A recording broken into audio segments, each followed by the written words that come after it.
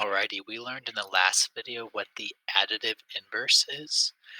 Remember, the additive inverse is the number that takes us back to zero. Okay, so a quick example of that is what is the additive inverse of -2? Well, -2 plus something equals 0. So my equation for that is, we did it on a number line. So if I want 0, but I'm at -2, I have to move to the right 2. So my question mark is +2, okay, or just a 2. So that's great if you know how to do that. But eventually, we're going to get into questions like this, where it looks like it'll be like a box -4 equals 0. So how do I it's really asking for the additive inverse, but we can take this a step farther because right now we can just solve it when it's equal to 0, but we want to be able to solve things like box -4 equals 11. Okay, so again, if we do the additive inverse way, we want 0. I'm at -4, so I have to move to the right 1, 2, 3, 4. 4 minus 4 equals 0. Again, if you think about it like that and it works, great. But there's a little formula that can help us out here. Um, the opposite of subtraction here is addition. So if I add 4 to both sides, I get actually the same thing eventually. Some of your teachers might have called this balancing the equation. If I do something to one side, I have to do the same thing to the other side. So we practiced this the other day. -4 plus 4, that gives me 0. So box plus 0 equals, and then that gives me a 15. Well, box plus 0 is just going to be box. So box equals 15.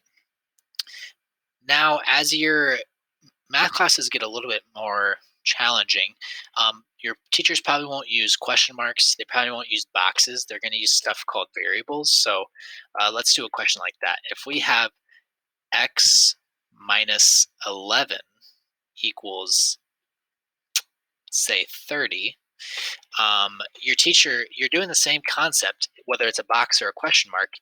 We want to do the opposite to both sides. So, what is the opposite of subtraction? The opposite of subtraction is addition.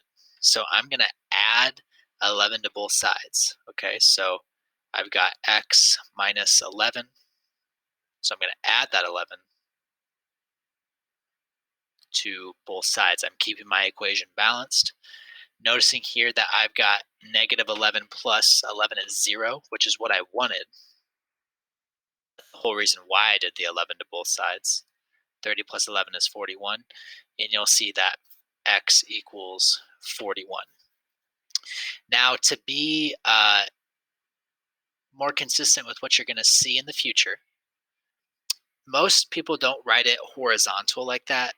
They'll kind of write it more vertical. So let's do the same or a similar question. Let's say x uh, minus 6 equals 20.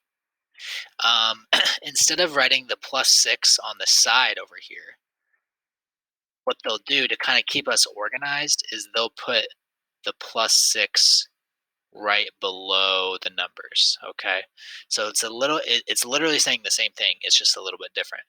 So we get x plus 0, just like we did over there, equals 26. So x equals 26. Now, I don't think I've done a subtracting one, so let's do that. Let's say we had x plus 7 equals 19. Well, what is the opposite of addition? Subtraction. So -7, -7. Again, you can write it like this, but again, your teachers probably will write it like this in the future. This gives me x plus 0. Um, they're also probably not going to write that step, so I'm going to leave that step off. X equals 12. Okay. We're going to end with the most difficult question here. Let's say we had x plus 3 equals -4. Okay. So, same thing. You're probably like, why is this hard? Well, maybe because there's a subtraction there, but it's harder for a different reason. So, we're going to subtract our 3 on both sides. We're doing the opposite. Okay. Again, as long as we do it to both sides, we're good. And that gives me x equals. Now, this is why a situation like this is probably why a teacher would write it horizontally, because 4 minus -3 -4 minus negative minus 3 is a little bit different. Okay, so we have to do that process that we learned a while ago, where we keep this first number, change this to addition, and then change it to subtraction. -4 minus 3 is actually -7. So that's why this question is a little bit harder, because we had to do -4 minus 3 to get -7, which this concept right there is super difficult. People really have a hard time with subtracting with a negative number. So as long as you can do this stuff up here, where you're just adding or subtracting one thing to both sides, you're doing great.